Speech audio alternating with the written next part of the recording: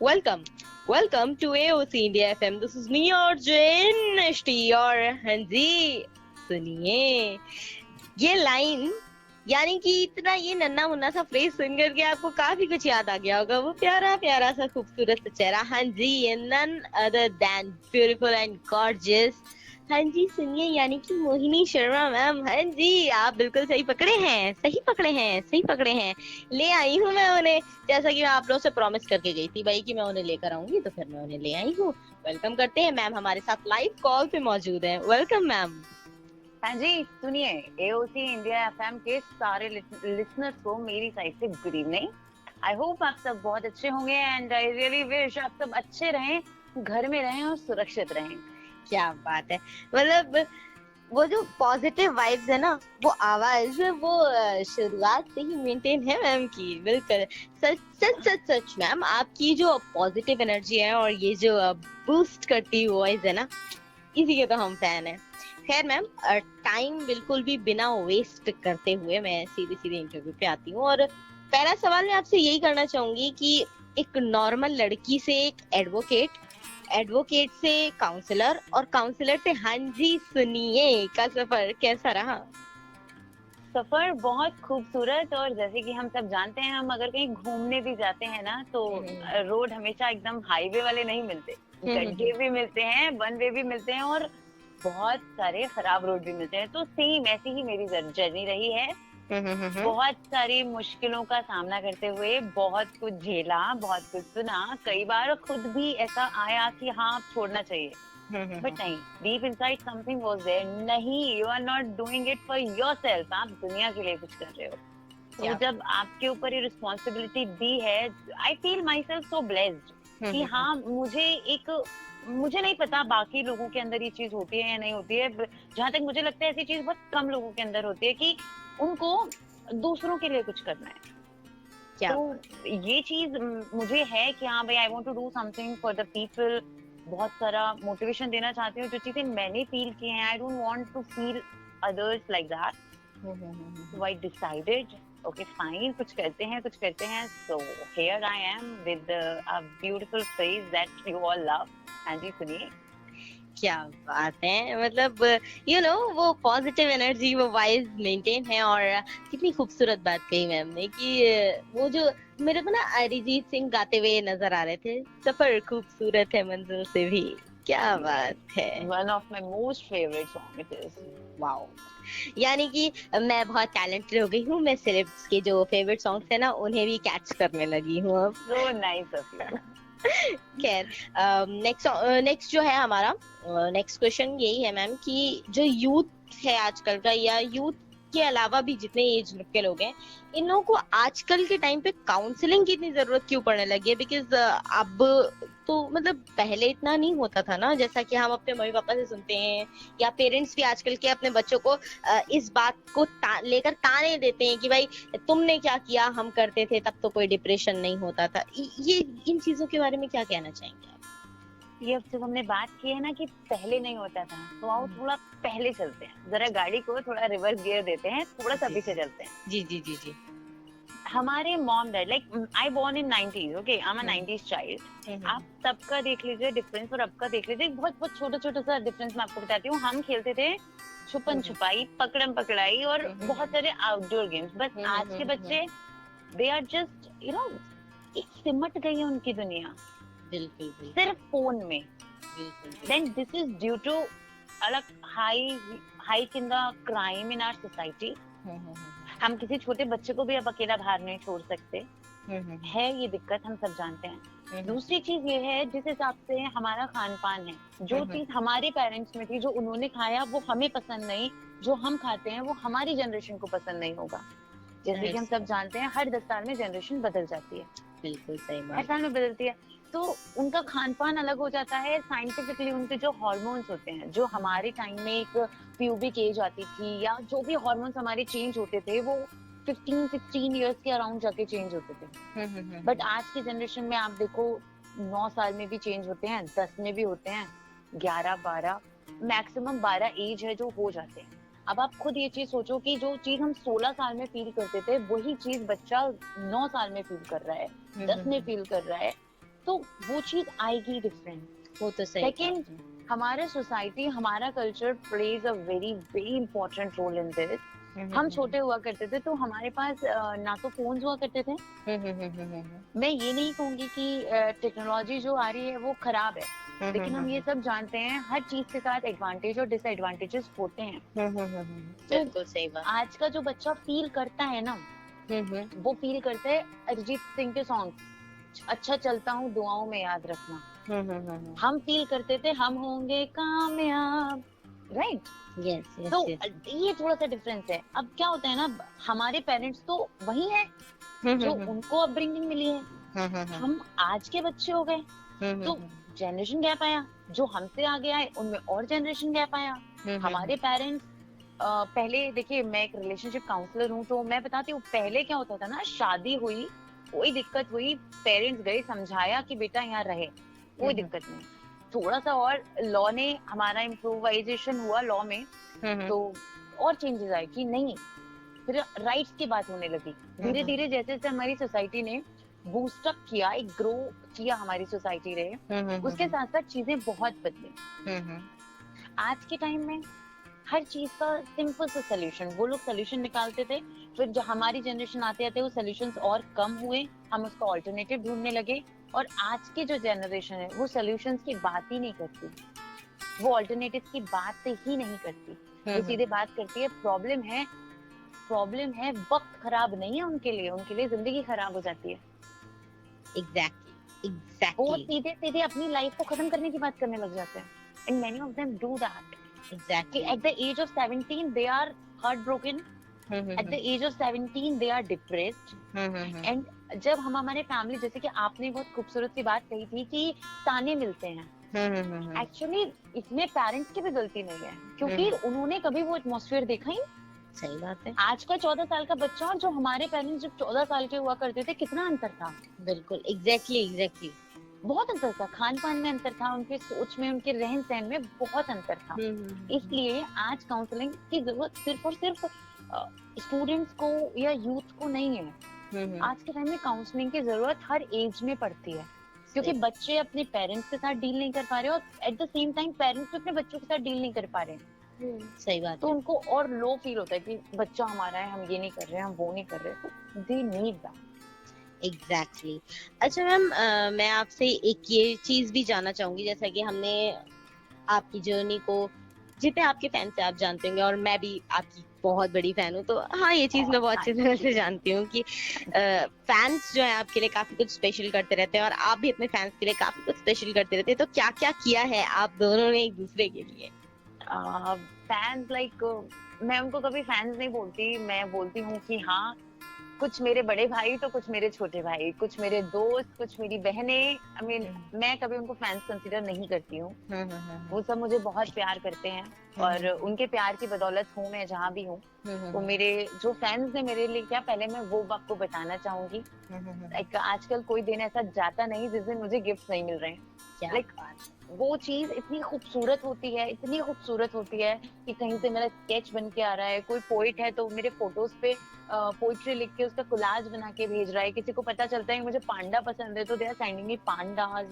Like मेरे ऐसे बहुत सारे फॉलोअर्स हैं जिन्होंने मेरे नाम का टी शर्ट बनवाया हुआ है, उसमें मेरा फोटो भी लगाया हुआ है कि मोहिनी SM हाजी सुनिए, like Mohini SM was my user name, तो मोहिनी SM हाजी सुनिए के साथ मेरा फोटो लगा हुआ है। तो this is what they do for me and now it's my turn. So obviously they like my videos, they like my voice, they like my हाजी सुनिए, so I'm making videos for them. At the same time मैंने एक initiative start किया है, जो भी लोग हैं जिनको प्रॉब्लम है वो डिस्कस नहीं कर पा रहे हैं अगर किसी से, तो मैंने एक अपनी ईमेल पब्लिक की हुई है, अपना नंबर पब्लिक किया हुआ है मेरे इंस्टाग्राम पे कि आपकी जो भी प्रॉब्लम है आप मुझे बताइए।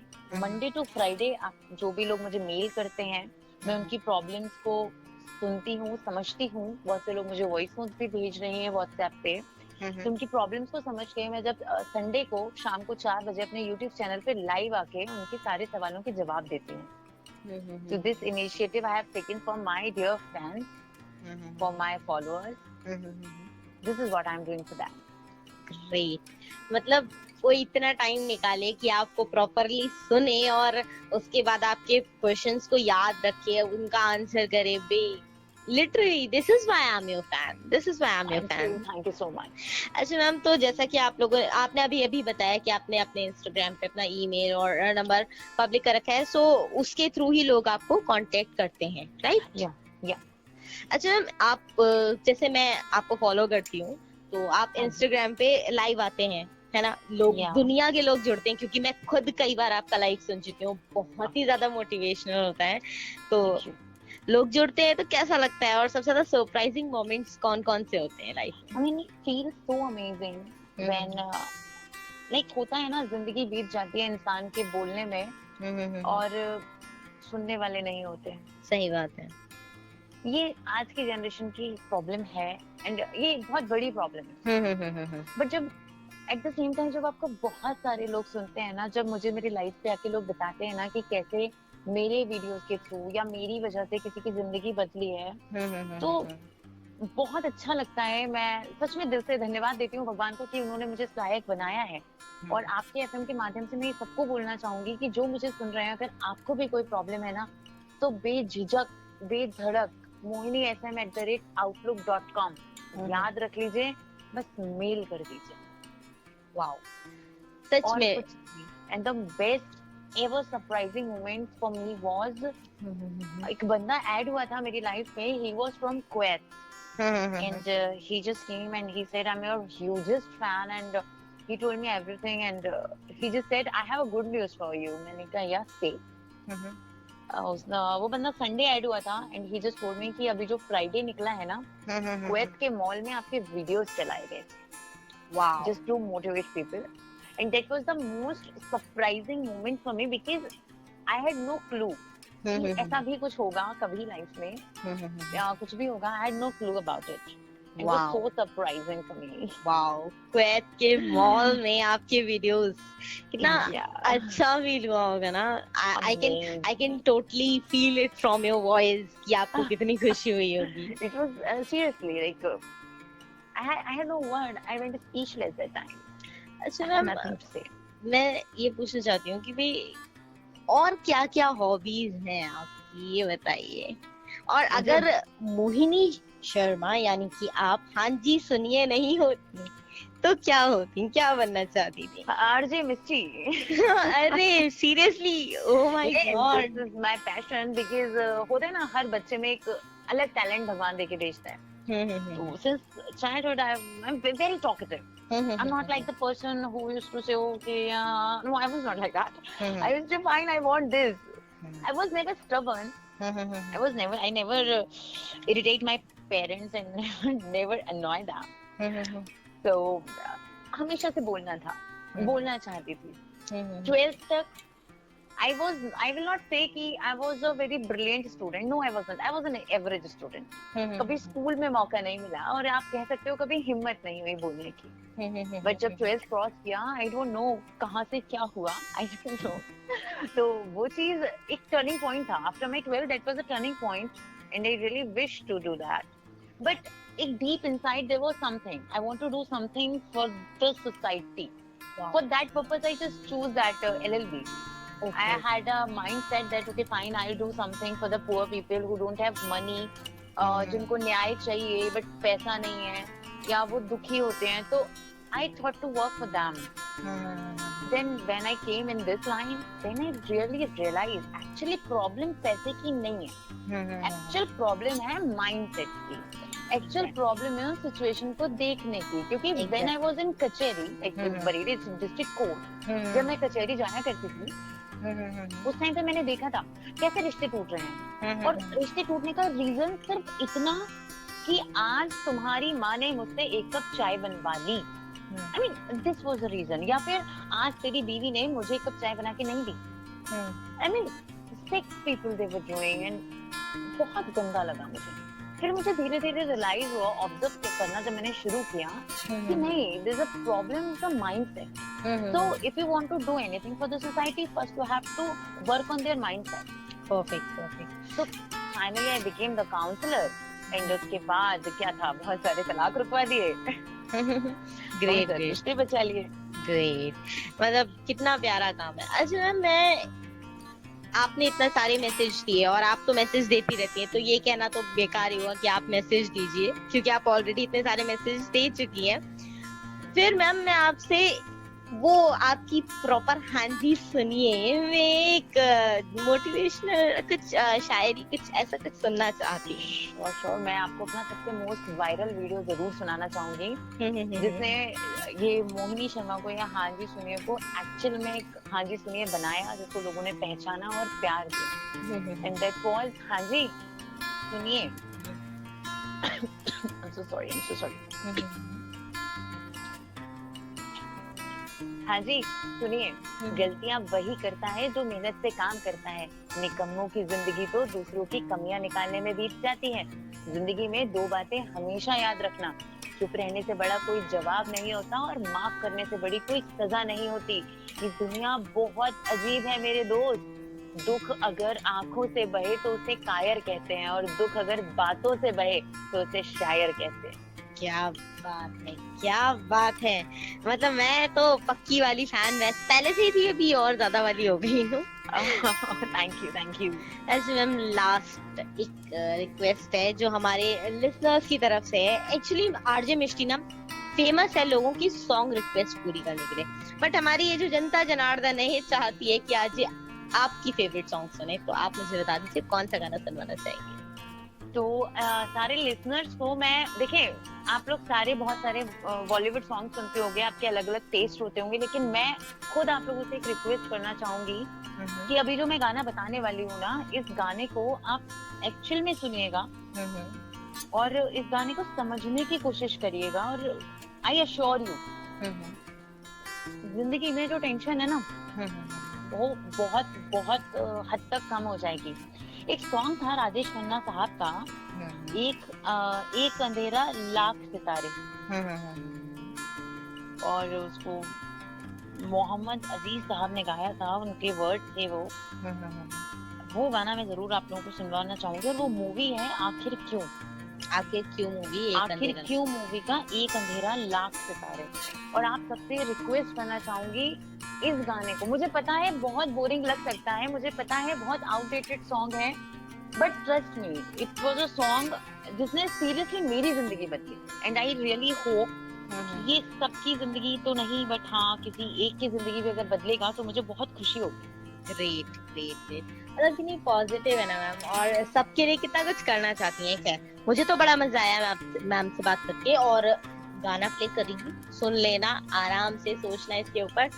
आती हूँ गाने के उस पार। हाँ जी, गाने के उस पार आती हूँ, तब तक के लिए भाई सुनते रहिए उसी इंडिया एफएम जो आप हमेशा कहता है ये कुछ बेहतर सुनते हैं। और आरजे मिष्टी जा रही है मोहिनी मैम के साथ हाँ जी सुनिए गपशप करने। ठीक है, आती हूँ मैं गाने के उस पार, तब तक करो बातें।